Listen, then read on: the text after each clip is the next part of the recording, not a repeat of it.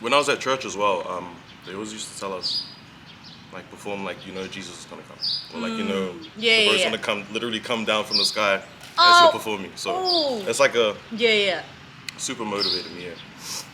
There was a moment where I'll be like, perform like you're at White Sunday and your mum is staring, and then like, oh wait, nah, that's a bit scary. Yeah, that's I'm gonna scary. Be like, the level of pressure, that's crazy. That's crazy. And I'm like, oh, that's not a good example. No. If you stop giving your love to me. Yo, what if I told you that I never passed level 3?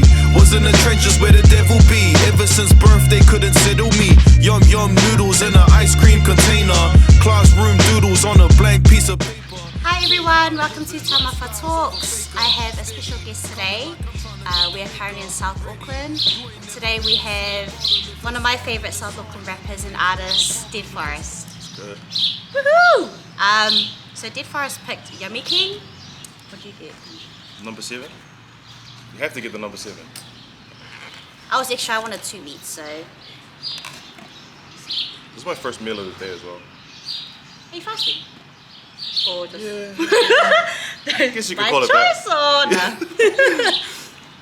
If my coach sees this, oops, no. Straight up. So, you know, for those who may not know you, can you talk a bit about your journey and how you got to this point of, you know, being an artist? I think the starting point for me would probably be, I used to stay at a house like right over there. You can see it from here. Yeah. Early 2000s. We got a computer. We never really had much growing up in the way of like technology. So there was no like TVs or internet or radio. But when we got the computer, it had like a program to make music on it. So I kind of just, that's all I had to kind of keep me occupied during the time that we were living there. And we lived there till I finished high school. So when I turned 17, we moved out. But that was like the starting point for me, like kind of getting into it. That's cool. And you talk about, you know, you grew up there up until high school.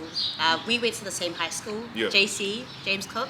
Yeah, I mean, you know, your upbringing here in South Auckland and going to JC, has that influenced you in your artistic journey? 100%. Like, I don't know if you remember, but I used to dance as well at JC. What? Yeah, and there was a few times where like you'd be teaching the class, but like things like that definitely helped to shape like where I'm at creatively now. Yeah. Oh man, I got really bad memory, but I just you was tearing it up back then. I feel embarrassed thinking about, you know, how I was in high school. I was really like, I am a dancer. Yeah, not about that life right now, but that's so crack up. Oh, that's cool. Yeah, I feel the same. Like growing up in South Auckland has really shaped who I am as a person and as an artist. And not to be biased, but I honestly feel like we have some of the most amazing creatives here. I think so, man. Yeah. Might be biased, who knows? Yeah, lucky, but not as well. No. And I never really noticed how like nuanced the creatives here are until I went out, like until I went to other places in the country. Yeah. And then I realized like we really got something special over here. Right? And also I feel like those, you know, back in the day have really like laid the foundation for us to be able to do what we do. 100%. They went hard for us, man. Yeah. It's funny, my younger sister's dad went to school with like your brothers and stuff, so Savage and Mark and all of them. So they were the same year.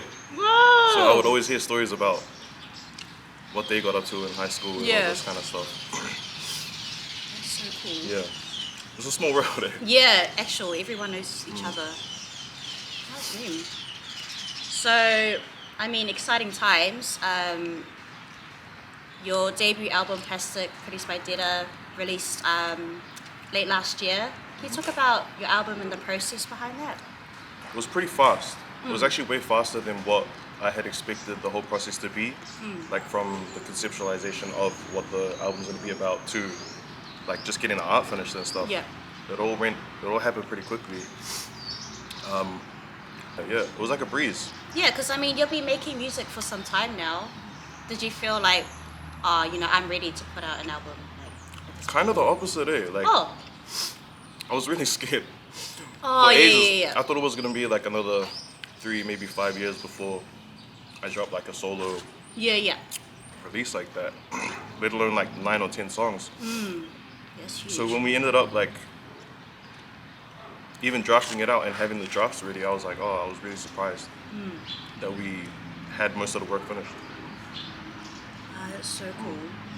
Because, like, for me, I'm really curious to know your creative process. Because, for me as, someone who listens to your music, I really enjoy how you can tell that you're from Auckland, like, or from New Zealand. Like, your voice is distinctive. Yeah, I mean, can you talk a bit about your creative process? I think like the main point for me in the process, would be just to try and stay like genuine. Yeah. Try and stay like true to self, not try and bring any outward sort of influences to the table. Yeah. I think that's what really sets me apart as well, just because I'm trying to be me, and I'm the same me on the mic and when I'm here. Like you get me you get yourself on stage and off stage. Exactly. Like, it's the same that's guy. bomb. It's the same dude. Yeah, I definitely can relate to that as an artist. Like, what I produce, like my works, it's all about me. Like, not all about, but it's like it's all from a personal, like, Very perspective. personal, yeah. Like I wouldn't like create works, and it's like I have no Relation to that. that, Relationship is like, how can I perform a work if I'm supposed to feel emotions where I'm like, I don't relate to it. So I definitely can relate, to you as an artist. So that's cool. It's been like hectic times.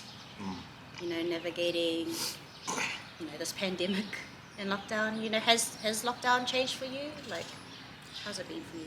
It's been tough, man. Like we had plans for the whole of September, going on to next year, Yeah. and all of those just got canned. All of those just got cut. So Yeah. we have to make do with what we have. Even like the studio's closed, so we can't really work on new music necessarily. Oh, true. Yeah. So it's been really hard. But just trying to stay active, Yeah. trying to stay positive. It is hard trying to keep moving, Because Definitely. Definitely feel it's also who you surround yourself with that keeps you going. Like for me, it's like this lockdown's been hard. I feel like the most, like the past lockdown, the first one, I was like, yeah, it's just cool. Yeah, it was Take a kinda cool, break. yeah. I'm like, I liked gonna it. bake. Then next minute, gain some kgs. Oh, I'm not gonna bake. I'm not gonna eat. Yeah. I'm gonna work out. Then didn't work out again. Oh my god, that was me the second lockdown.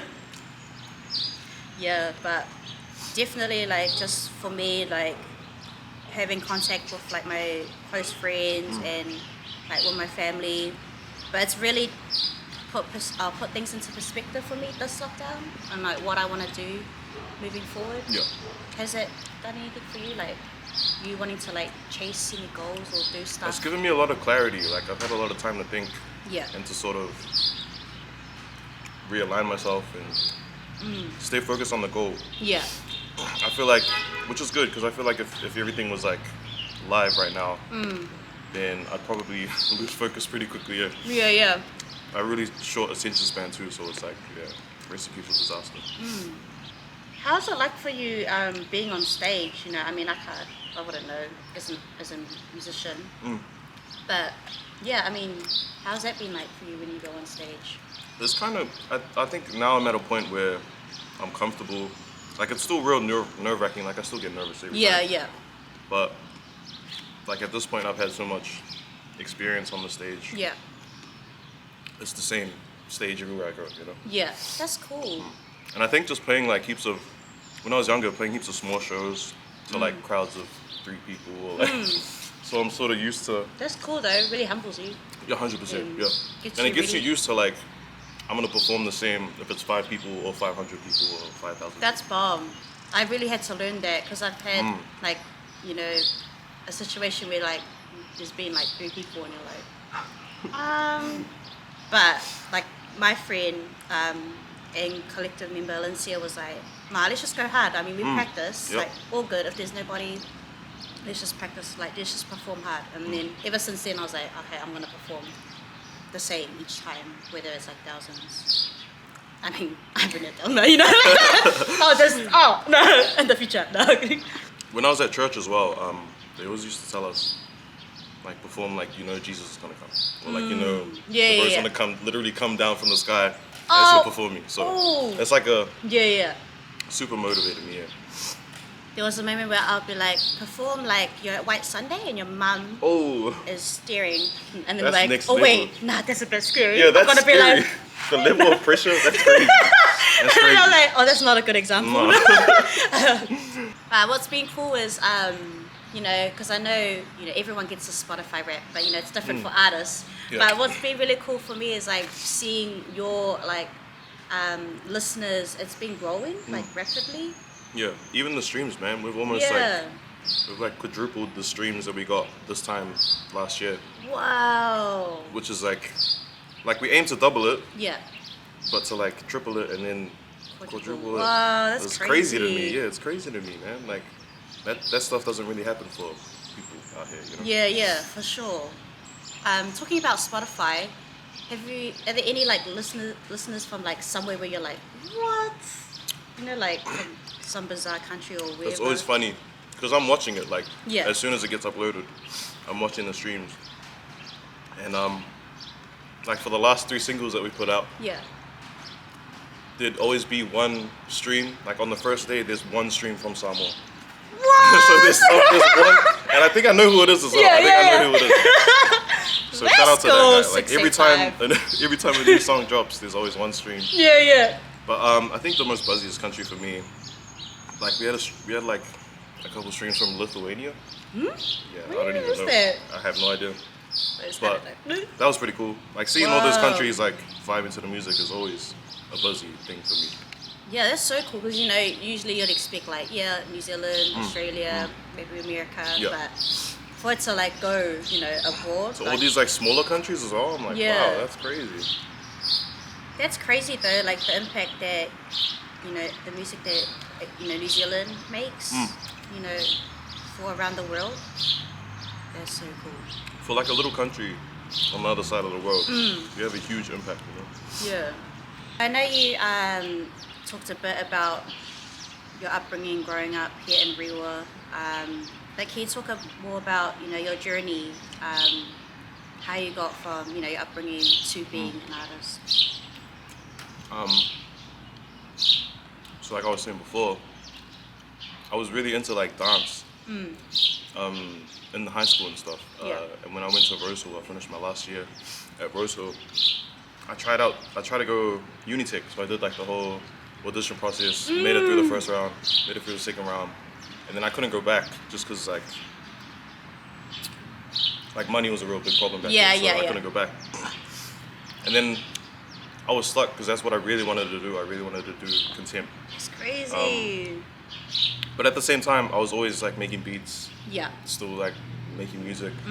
Not necessarily writing, but Yeah. definitely still making music. And I think once I realized, I couldn't go uni, Yeah. that's when I decided like, okay, I should probably take this serious.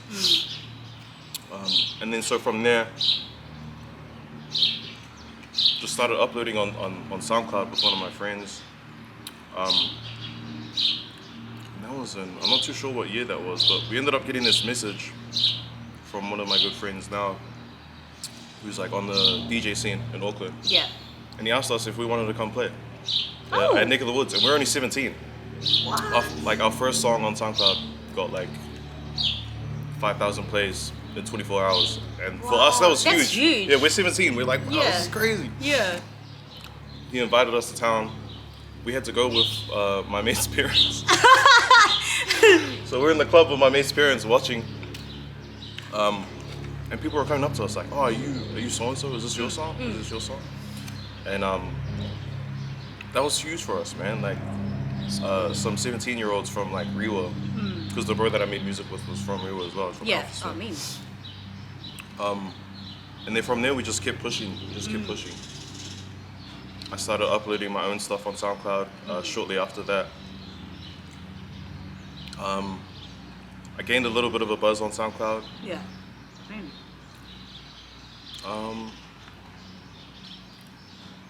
And then after doing that, I just we actually got invited to do Rhythm and Vines Wow. back when I was Jinzo, Yeah. back in 2017.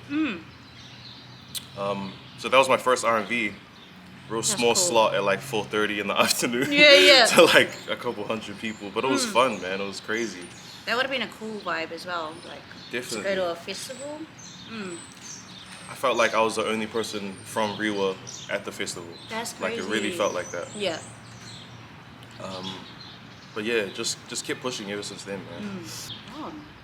Do you have any advice for people out there who just want to do their thing? This is gonna sound ultra corny, but I think you really just have to believe in yourself, thanks. especially with the music. Like anything you create, you have to be proud of. You have to be really. You have to believe in it 100%. Yeah. And then people will see that, and then people will catch on. Because that's the one thing that I did that I can say got me to where I'm at now. It's bomb. Like no regrets, eh? Like, Yeah. Well, that's us. Oh, yo. Boom. Thanks for tuning in. Bow. Period. Plastic. Out now. That's a wrap.